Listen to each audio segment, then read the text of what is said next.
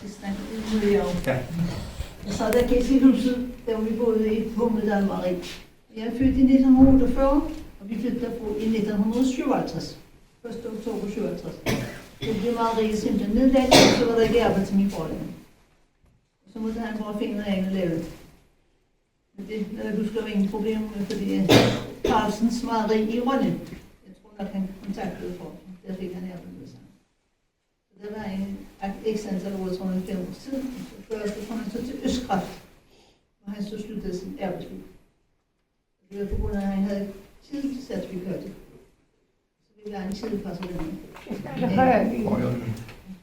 Får du ikke tæt på hovedet? Huset her, der havde vi jo selvfølgelig stavlen, og jeg lige snakket med Gert, for Gert har jo også boet der. Vi er født på Marien. Og det var man født i hjemmet, der var ikke, når man, min mor sagde, at det var ikke, når man blev besøgelset for. Så der havde vi så vores stove, og selvfølgelig billedværelsen med heroppe, og så var der toilet, og så var der på den andre siden, der var så kontor, som jeg tror, han havde. Og her, der havde vi så, vi havde blandt andet høns, jeg har også som billede, og det havde vi så her. Og overfor havde vi også derovre, og der havde vi også ender. Så det var sådan helt rigtigt på landet, at vi kom til bo på den måde, i forhold til resten af livet. Så det var meget sjovt. Og ellers tror jeg godt, vi kan tage den næste billede, jeg tror.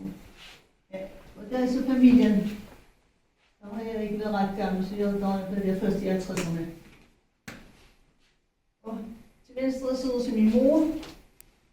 Hun er fra Tøft i Gudhjem, Taup, som man også sagde. Så havde jeg besøgt Vicky forleden der, og så sagde hun, det har jeg på Topelli også. Så det var meget skægt. Jeg ved ikke, om I ved, hvor det ligger. Det ligger der ved Gudhjem, ja. Og der boede hun så indtil hun så flyttede til Gudhjem med sin familie senere hen. Og far han så kommer fra Margård, der er han født, og der var hans far landmænd. Indtil han var cirka 8 år. Og så har jeg, efter jeg sådan gik huset, så var der noget med min bedstefar.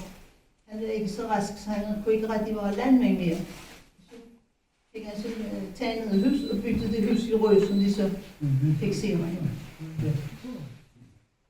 Der er så min lille bror Ole. Han havde rundt en låseteknik i mange år, hvis jeg tænker Ole Skov, låseteknik. Men han er jo gået på pension. Han er 3 år yngre end mig. Og så min far. Og far han startede på mejeriet, mener jeg, i 1947. Vi blev gift i 46 år, og jeg kom jo til i 48, så jeg har ikke den bestemte dato, men det har det. Og så flyttede vi den 1. oktober 1957. Det blev nedlagt. Og han var selvfølgelig på flere mejerier ude på øen, samtidig med at han var mejeristeliv. Og dengang de var gift, så boede de i Aakirkeby. Så der har han sikkert været på det mejeri, der lå i Aakirkeby. Jeg kan ikke også det. Brogdal, ja. Og han var også på Bøstøen, og han har været på Vaddam, og han har været altså mange steder rundt omkring. Dengang han var i liv.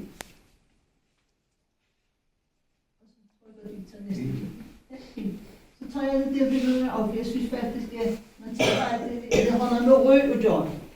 For hun der er Marie, det ligger her.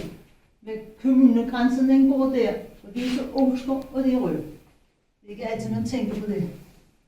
Men vi har jo altid følt os meget mere tilknyttet til rød. Men det er også på grund af vores familie på rød. Så vi har ikke sådan. Og jeg blev selvfølgelig også døbt i Oslo Kirke i sin tid. Så det var jo det som jeg vil tilhøre.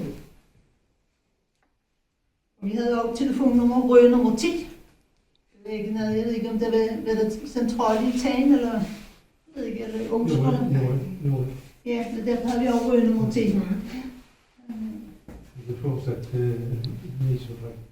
Det kommer op til rød. Ja, det er det samme nummer, det hele. Så havde du også rød nummer 10, den i både der. Ja, det er meget sjovt, det var over allergert.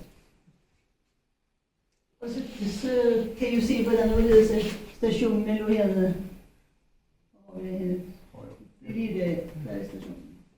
Så der var jo så man kunne køre til Rød dengang. Med toget.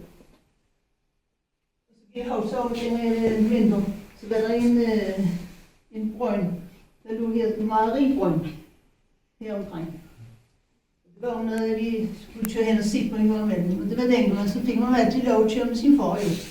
Jeg husker, jeg sad på tværs af stongen, og vi ofte snakkede om, vi havde ikke noget cykelstol eller noget jo. Det foregik bare så op på stongen der, og så skulle vi hen og se, om der var vand i røgen, hvordan det fiskede med.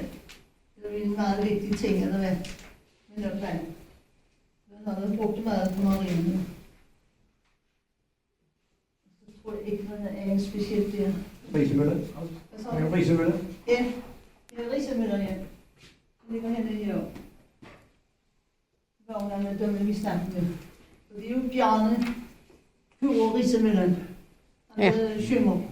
Han er fra Risemøllen, det er det, som vidste det. Så tror jeg, at du tager det vidste det. Og her har vi sådan et meget, meget gammelt billede, vi kan se fra maleriet, før det blev lavet om.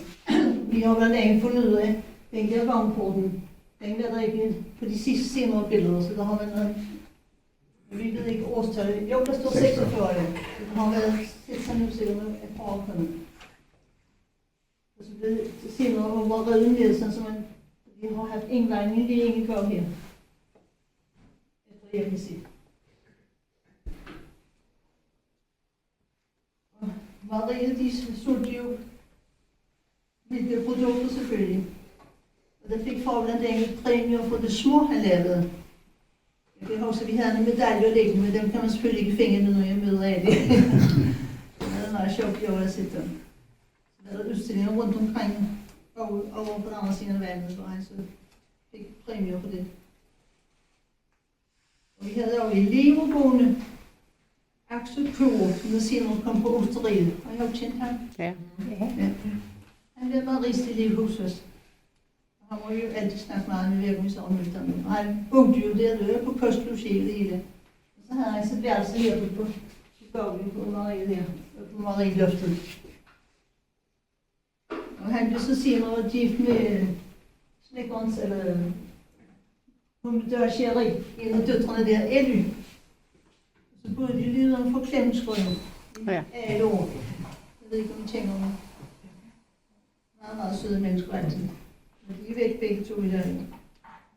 Han havde sådan en Dem, der var ansat der har jeg lidt problemer med at finde ud af, hvem der var ansat, fordi det kan jeg faktisk ikke huske. Altså, man kan jo godt huske, at vennerne i Marie med hvem det var. Jeg kan huske Axel Kure, på grund af, at vi altid har mødt dem og snakket med dem. Men jeg ved, Arne Sommersen er ude på Arnproduktionen. Han var medarbejder på Marie. Så var der jo en, der hed Borte Hansen fra Røb. Ja. Jeg tænker her på, Ja. han hed Lingeskoven. Ja. Jeg kan ikke lige huske ham også, men... Asbjørn Hansens søn. Ja. Jeg tror for, at det var min bror, så han kunne sådan... Bare havde mødt ham senere ind i livet, og så havde han sagt, at jeg blev der. Ja. Så på den måde, så kan man sige. Så kan jeg jo huske, at Villa Spensen i Tank, han havde jo brændt ismøgeri eller sådan, at han kørte rundt med mælk i Tank. Så blev i hvert fald hentet mælk på ham hver eneste dag. Jeg tænker ikke så meget til Tank, når man bor i Røvel. Det var ikke noget sted, man sådan kom. Det synes jeg ikke, at vi gjorde heller, altså jeg ved ikke hvorfor. Det gik der andre vej, eller hvad Sørlinge jo. Det er meget sket, som man tænkte, når man bør efter, hvorfor kommer jeg egentlig ikke så meget til Tank? Der havde vi vel ikke nogen familie nede, eller sådan for det der jo. Og selve produktionen i maleriet har jeg jo ikke deltaget meget i. Det eneste jeg sådan kan huske, at jeg fik lov til at sætte kapsler på mælkenflaskerne. Jeg ved ikke, hvad stedet var, hvor jeg løb lidt. Ikke fordi man havde formelt adgang, det havde man selv, det var rigtig meget. Det har sikkert været meget sjovt, når man ikke kunne bruge sig til det. Så kan jeg fortælle om de forskellige, hvem der har brugt det. I er meget kendt i Humledal i det taget, eller i det sådan? Ikke ret meget. Ja. Så det første huset her, der boede smeden. Smed Olsen hedder han. Han havde jo både arbejdet med at skue hest der, og han stod ved S'erne og sådan noget. Det var jo sjovt som billede at se, når han stod der med den der fuglen i en af sine bilen der og skuede dem. Og hvis der han stod henne og smed, og han puttede jernet ned i den der spangel, så sprøjtede det sådan noget, man kunne hørende gerne være varmt. Meget, meget søde mennesker. Og han boede sammen med sin søster. Hans kønne var død. Så dengang så var han foran mørten, og så blev jeg alene, når man havde en billede. Så når man havde en søster, så kom hun hjem og boede, så var hun bare der resten af sit liv. Så passede det. Og så havde jeg en søn, der hed Peter, som der boede, og han var sådan på alder med mine forældre, så han havde vi meget med John.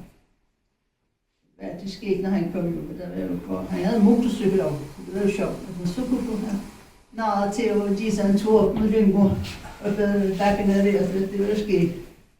Eller havde de også en ladvogn. Og så fik vi også sådan billede, når han går op til våbningen, så opdagede jeg jo med hans kjød op. Der var ikke så meget beværket i den andre. Men man hørte sig bare så godt først, man kunne jo, og der skete jo ingenting. Det er sådan nogle skede ting. Og min bror, han fik op på et tidspunkt en cykel. Det var kanskje min aflærte, jeg ved ikke, men det var en dag med en filmcykel. Og det var han ikke særlig interesseret i. Men så gik han og brængte til Peters med, så sagde han, så svejste han bare en stump, og så var det overstået. Det er sådan nogle sjove ting, man sådan kan huske det. Man hjælpte hverandre, og så fandt man ud af det. Så det var altid hyggeligt for mig. Vi kaldte den altid for tante Anne, og det er ikke noget, man så Anna kommer. Det var overhovedet ikke familien eller noget. Sådan så man godt til at de forskellige. Det var meget, meget sødt. Så med mange. Og så kom så Tjøming Thomsen, og vi har været ingen billede ved siden af. Han havde så Tjømingsforretningen der. Og han havde jo en billede, for der var ikke mange billede i selve Hundedal, hvor jeg boede der. De fleste var faktisk, altså på min alder var der ikke ret mange. Men der var jo heller ikke mange hus i det lille samfund, kan man sige. Til trods for, at der var så mange butikker og ting så og virksomheder.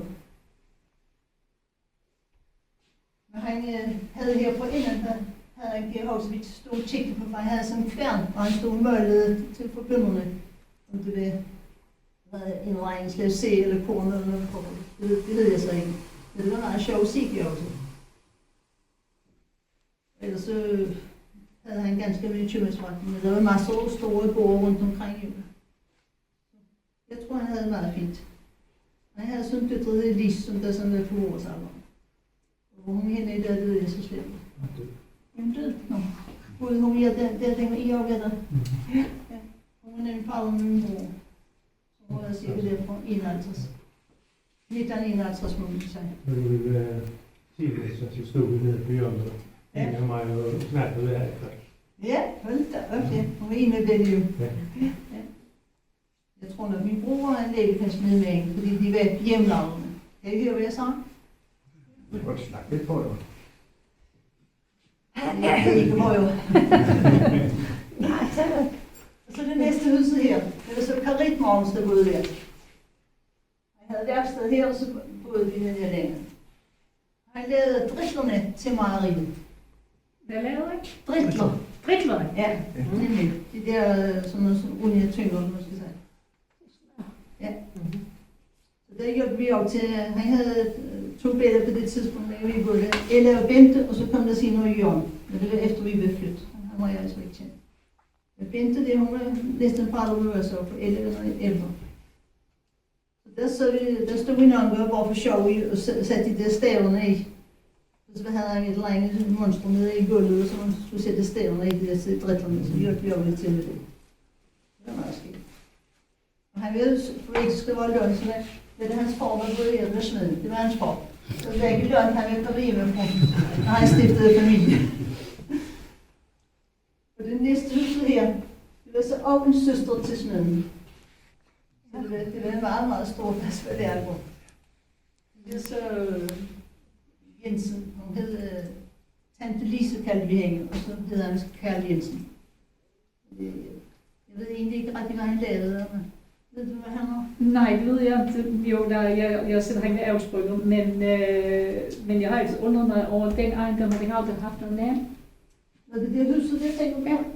Og det var bare sådan en lille hus, synes du, det er så stort? Nej, men der stod... alle de fleste husene havde jo hus og ejendom, havde jo navn. Ja. Og der står om ham, at han er Avsbrygger, så han må have haft noget med jorden. Jamen, han har altså haft den der jorden helt godt. Jamen, jeg mener ikke. Jeg tror, han kørte rundt over mig og... Mælkeklus, kanskje? Nej, det var han ikke. Han hjælper ikke til på gården. Nej, det tror jeg ikke, for han var noget ældre end de andre faktisk.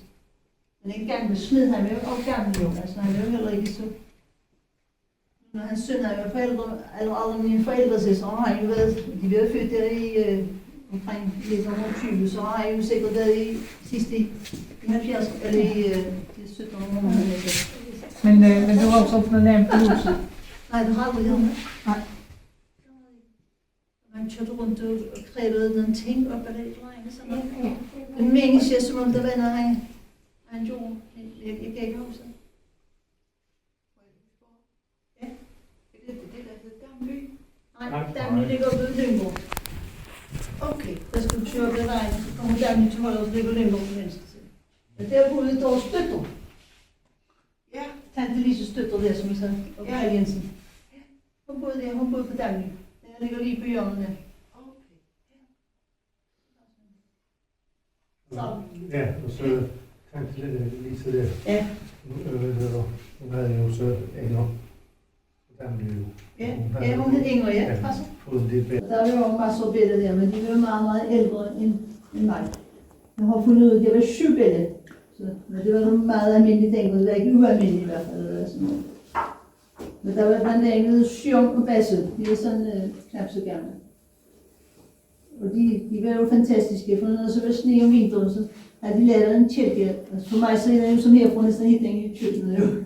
Og det var ret langt, og så havde de sat det ret på. Og så kunne vi køre ned ad Marienbakken alle sammen på den. Der var det var simpelthen bare så sjovt. Og så havde de også 2 døtre, som der var heller ikke var Vivi og Ellie. Og Vivi, det var jo den røde fragtmand, Ernst og Vivi, tror han var på Lyngborg. Kan I huske den røde fragtmand, der kørte rundt med fragt? Ernst. Ernst, ja. Han var gift med Vivi. Hun var på Sjæleriet. Ja. Og Ellie der, det var hende, der var gift med Axel Klooffer. Altså med Risteling. Ja. Så han var bare lige over gaden, som jeg sagde. Så den har passet meget, at han havde kørsel logi og så var det ikke så lønt. Og så til sidst så er der så andre hus, for det var jo en afsprejning. Det var jo hans jord, det der. Jeg tror også det her, for ellers var det jo der andre i gården, hvad det hedder. Store Myrgård. Der havde de næsten også jord dernede til jo. Den ligger ikke så langt væk herfra, Store Myrgård. Men Anker hus, der er så andre sommerfaren der, som der så også jeg bliver knurret. Men han var ikke uddannet mindre, jeg bestemte ikke. Nej, det bliver han ikke, han vil selv lært. Han vil selv lært, ja. Ja, han vil også selv lært nu. Ja, det bliver jeg så senere, det var længe efter vi blev flyttet. Ja. Og de havde 2 bella, Werner og Anne-Grethe. Og Werner, han blev også mor i sin tid. Og han er desværre også væk, jo. Han kørte jo serviet på cykel. Og Anne-Grethe er heller ikke der længere, men hun er næsten fra mig. Hun var 1 år ældre, og jeg var 2 år ældre. Så han lidt der om, ja. Så det var de der ganske få bella, altså på vores alder, der var i det lille samfund der. Ja. Og så har vi så Hundedal station, som der så ligger den kommer så det er først ind. Hvor vi så tog ned, før vi havde bil, så måtte vi så køre med toget til Røs, vi skulle ud på sine andre ting. Hvor er det henne? Hundedal station, den ligger ved en vej, Kusevejen. Ja. Så ligger den lige til venstre der. Der har været en keramiker, når jeg går ned, den vi væser, der bor der. Nej, han er flyttet. Og han er flyttet. Jeg tror, det er nogle nye. Nå. Jeg ser ikke. Jeg husker i hvert fald det stadig. Og det var der, man kunne bare tage ned i Josef. Så jeg bare sætte mig ind i toget, så skulle jeg bare til bedst i Røs, så stod hun på Røs station og tage rundt. Altså, alle kendte varme Josef, der var jo med så meget pjat der. Det var meget hyggeligt, når man tænkte. Det var han, der boede, eller havde stationen, og han kom vi også sammen med. Så han er med bare. Han hed Ekvald, ja. Gustav Ekvald. Ja. Han flyttede senere til Ørlinge. De har også besøgt der Ørlinge. Den der vej, der går til, hvad får det hedder? Pilgrim, ja.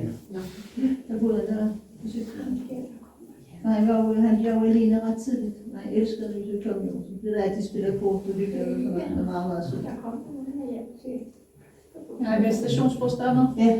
I Rød. Nej, I Rød. på Middelhavs station. Ja. Okay. Men jeg tror, hun kørte med tog. Ja. Det er togfører. Ja, han havde tog Det er før. hans kønne, der var stod på Der stod stedet. på stationen, ja. Ja. Ja. Meget, meget søde mennesker. Så det var ret hyggeligt at komme der. Og blev jo så værkmester på CF-kasernen i Øringe.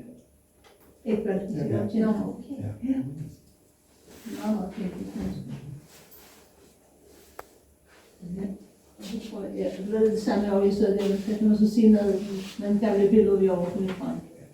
Der var jeg tror, blev født, du. Ja. Der sidder vi på trappen her ind til Marie. Og det er lidt dørene ind til selv, det var tjenestole.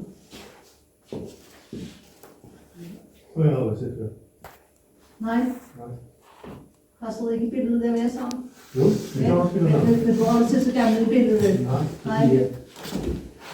Det er meget sjovt, du er Gert, så du kan komme derind på. jeg blev født til her. Nå, gjorde det? Og så havde de brugt jo saltvand til at pudse her, så tyrer det is ned, Ja, så den blev ført. ja, Og det blev lavet herude. ja. Nå, for søren. Ja, det kan stå det. Og den der trappen der, Ja. jeg kan flytte ud på og se. Ja. Jamen, vi har jo nogle andre billeder på, hvor Stina sagde, den trappen er ikke den samme trappen, når vi har set på billeder, så det kan godt være de andre. Men det her, det er i hvert fald ikke i gården, det er overhovedet ikke spurgt tvivl om. Og så du står ud på det her. Ja. Hvor var det kommet? Ja, og så havde vi jo et badekar. Kæmpe badekar. Hvad der var det, du ved det? Ja. Og det var jo sådan, at alle de rundtørerne blev velkommen til at bruge det badekar. Og det er jo trundsmart, man tænkte. For der var altid varme på sådan et Marie, det var altid varmt vand. Så der kom hele, altså dem der havde lyst, så kunne de bare komme og tage badet. Ja. Og jeg mindes at badekar, det var kæmpe stort. Og så på et tidspunkt, så vi var lige forbi, så ved den gang, han der var keramikeren på det. Så var vi ingen om, så sagde jeg, må jeg godt sige badekar, og så blev det der stadigvæk. Okay. Ja. Men ved du, hvordan man fik varmt vand? Nej, Det var, at man sendte koldt vand, og så damp i gildet. nå på det, Så nej. damp og opvarmet vandet. Ja. Og det gjorde der jo stadigvæk, når du ved det. Ja, det kostede nogle Ja, af ja. Så har du badet i det badekar, der var ligesom i over. Ja, der kan vi bare se. Ja, det var skidt det. Altså, på det en gang om året. Nej, jeg tror det 2 gange. Ja, det er meget sjovt. Jeg tænker, Men jeg tror vi ikke, blev det er meget særligt mere. jo. På det forrige billede der, hvad vejret der stod ude i sig, ja? Ja, det kan vi tage før. Men så er det andre vej. Tænkte jeg om den morgen der. Nå, det er det, jeg tænker du på. Ja. Overhovedet. Allerede, det er vildt. Nej. Nej, jeg er ved 10 år, vi flytter til Japan. Så det der billede, der er min bror ikke engang kommet til, så det er kun mig, og kun der sidder og giver sig. Ja. Så derfor så har jeg ikke været ret. Nej, jeg er det samme, jeg tænker. Men det må have noget med Marie, du kan sige, der er jo tilslutning, der rører det ikke gennem væggen. Og Inge. Ja. Og Lene. En sidder ved det. Ja, Der er Lone. han er ikke født. Jeg er ikke født. Jeg ved ikke, hvad det er, om der har været noget. Der har ikke bestemt. Nå, så jeg kører det. Ja, det kan godt tænkes. Ja, der har været noget, jeg tror, det var det inde i den bygning, og hvor jeg satte kapslukker. Tror jeg næsten, det er den ende af os. Ja. Jeg tror ikke Ja, selv. jeg Så har vi jo det der, det er også et sjovt billede. Og der fandt Sten ud, så sent som i dør, for han har en masse hæfter med alt muligt gammelt. Så fandt han ud af, den der dømside der, det er et billede i et hæfte fra sygehuset, som der er en, der har skrevet for ekstra antal år siden. Det er et lokomobil fra Råbækkeværket. En hvad? Og det er nøjagtigt det samme, som det vi har brugt der på Marie. Lokomobil. Og jeg mindes, at den kom en gang imellem, om det så har været, fordi selve tjening på Marie har skulle efterses, eller et eller andet. Og så har vi skulle have noget andet styr, og så tyrer det. Altså det er min tanke, vi har intet forstand på sådan noget med teknik. Det er jo et frygteligt monstrum. Men den har de så brugt på Rønne Sjøs i 60'erne. Ja. Og det var lavet til at Råbækkeværket i Rønne. Så det er sikkert en, som de så har kørt rundt. Der var andre malerier, der sikkert over skulle. Siger du dårligt det? Nej, det er fint. Jeg skal stå lidt hjemme. At de har Der var jo pludselig lige bare kørt rundt på den. Og der kan jeg også stå, så hvor far havde et kontor. Det er spændende. Så det er meget sjovt. Og der står en i maleriet. Jeg tror nok, det er mig, der står der. Og så måske også Finn. Og så Ole. Men man kan næsten ikke sige det, for man havde jo ikke blidt så der sådan noget dengang. Men det er sikkert indvandring. Og han der kan jeg sige, hvad det er, så vi aner ikke, hvad det er. Så skal du lige zoome lidt ind, kan I se Sten.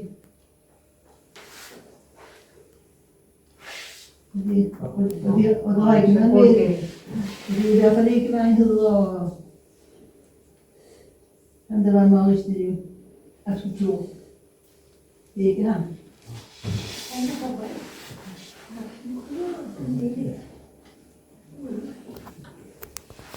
Og så har jeg et billede der af personalet.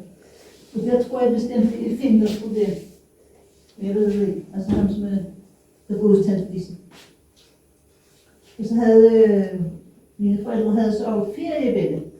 Og efter krigen, så var der et hus som billede, der kom. Der kan jeg huske, der vi haft et par stykker. Og det mener jeg bestemt, det er ham, der stod der. Og så en anden, så havde man også en feriebillede på København og familie, jo. Altså der var jo plads. Så der var på den måde, så kom der nogle. Men Maristen kender ikke, jeg kan ikke sige, hvem de der tre medarbejderne. Kan du tjekke trappen derovre på den der side? Ja.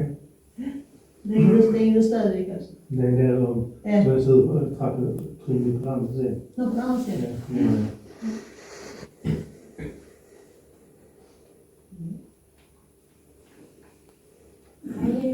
Ja, så har vi et billede her på. Det er sikkert det er i rød. Og der har Sten, han mener det længste end mig. Jeg mener det er skrædderens hus. Ja, jeg tror, du har det. Og det er Victor Olsen, der sidder. Det er Vicky har sendt til mig, som hun har fundet. Bøgeskab. Ja, det er min morfar. Ja. Ja. Ligner ikke meget Det Vicky. er min morfar, ja. Det er Eriks morfar. Nå, Det er Eriks morfar. nej, det er det. Ja. Kan du tænke ham også? Ja, og vestbog. Men jeg kan huske, at der var en af mælkepyskerne, som vi kaldte dem. Han hedder Victor Olsen. Så der var nogle af dem. De kom jo på sådan en måde, jeg mener, jeg er alle sammen. Jeg ved ikke, om noget andet havde noget smule advogn om det. Det er meningen, jeg spiller ikke. Jeg tror, det er mest med festvogn.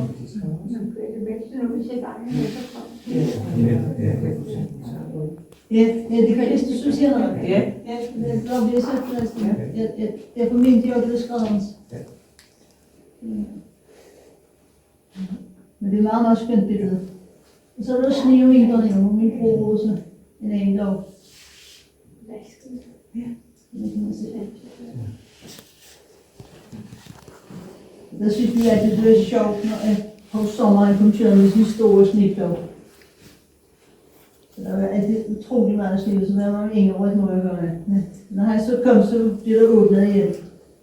Men jeg mindes også, at de måtte sende folk ud på vejene, de der sommervejene, og øse sne. Der kom sådan en flok mængde, der bare blev sendt ud. Om det var arbejdsløse eller hvad. Der skulle ryddes jo. Så der var virkelig med. Så måtte de gå øse med skov. Men det prøvede vi jo i 1970, for det blev Sten og mig gift. Og vi blev gift i Klusgårdskirken den 4. april, for det skulle være forår. Og så blev det ganske givet i snestorm. Og brylluppet skulle selvfølgelig holdes på Helgenen, så der holdt vi altid festerne, for det skulle være i Røg, som vi nu hørte til og sådan noget. Der var ikke et eneste den skulle komme hjem. Så den var klokken, jeg tror det er 10 om aftenen, så kom vi Jens og med, så sagde jeg, I skal dreje, vi kan komme hjem, men vi går i gang med at rive op til os, så må vi bare ligge der alle sammen. Så vi har altså oplevet at sætte senere hende, der har været helt kaos. Så der er ingen, der glemmer vores, den 4.4.1970, tror jeg, de gæster, der var med. Med sådan en overfaldsfjerde, der kom. Og der står min bror om, der kan jeg også smide med alle de ting, der han nu havde. Og så vores hund, Rita. Og da hun så døde, så fik vi også en egen hund. Så kom Bjørn Nielsen fra Klemmenskov. Så sagde han til far, du skal satse på, at ikke være sådan en hund. Du skal have en ærdeterrier igen. Jeg tænker ind i Rusker, der kører du bare op, der de har valgt på øjeblikket. Andre, det var ikke noget, så var så Det skulle være ret i hund, vi skulle have igen. Jeg tror, han kom meget ofte til os. Jeg regner med, at han har taget prøver lidt længe som dyrlæge. Vi er næsten tro. Det mener jeg. Det var jo sjovt, når han kom med fløjerne. Hvad landet der på Mørkeborgsmærkerne. Det er der sikkert noget her, der kan huske. Det var imponerende. Det var ikke noget, man hørte til at se jo. Så det var meget skidt. Og når der var meget sne, så var vi så heldige, at vi var bedste venner med på Bustebros. Så var vi altid været sammen. Det er jo derfor, vi stadig har kontakt med Bodil og så Ole Mærken, hvor vi har flere år. Men så der var jo bare en søndag, hvor vi sad og chillede, hvis vi kunne ikke komme afsted, men så ringer hun mere på Bustebros. Jeg kommer med traktoren, så kunne vi bare sidde bag og køre mig til Bustebros. Så kunne vi spise og spille kort og hygge os og sådan noget. Det er jo sådan noget, man aldrig glemmer. Der var ikke problemer med sneen, når man havde en traktor. Og det her, det er taget fra Tyskebrødrene. Det er jo meget sjovt billede. Men han kunne Spillingebrødrene også se ud jo. Og det er sådan Lyngborgsbrødrene, det var brødbrød, det kunne være jo etikeres. Og så er der også sådan en herlig billede der. Og der lavede sådan en stor mærke, som der hedder Timmeriet op. Og så har det sgu udnyttes jo, så der har vi haft kartofler på hele mærken, så har man bare fået en masse kunder til at komme, og så har vi bare gået i gang med så. Og det her, det er Anne-Grete Sommer fra Håndbrugs, hvis der er noget, der har. Men hun er altså et par år ældre end mig, så der kan se, den her, der kendte hende. Ja. Du kendte hende, ja. Og så er det mig, og så er det min mor. Det er min bedstemor på Røde, tror jeg. Hun har sikkert været også lave mad til os, lave kaffe. Det var altid det forskellige. Det gjorde vi ting, ikke? Og ja. Og så de andre tog det. Så der var vi også strengt der. Min bedstefar sagde, at jeg ville møde, for han stod med hatten, det vil jeg sige. Så han foregik den gang. Jeg tror ikke, at hun er bedre der, der oplever sådan, hvor man foregår.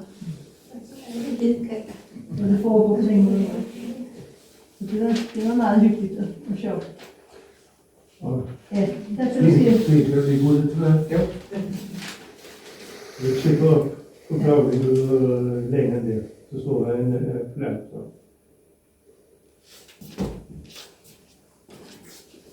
Ja, det er jo sådan. Nej, det er ikke fredesmænd. Det er en ejendom, der ligger længere oppe. Nå, er det det? Ja. Nu snakkede du om det. Ja. Hvad det hedder? Det er midt området. Mette, ja. Ja. Hun havde jo kommet over på Jylland nu. Ja, Hun havde sådan en bil med, der havde lidt. Ja. Og så fik hun 2 år. Ja. Som er noget af mig. Ja, og der var en ejendom der, jeg kunne ikke huske, hvad det hedder. Det er ikke, når vi sådan snakker så meget. Jeg ved ikke, det er noget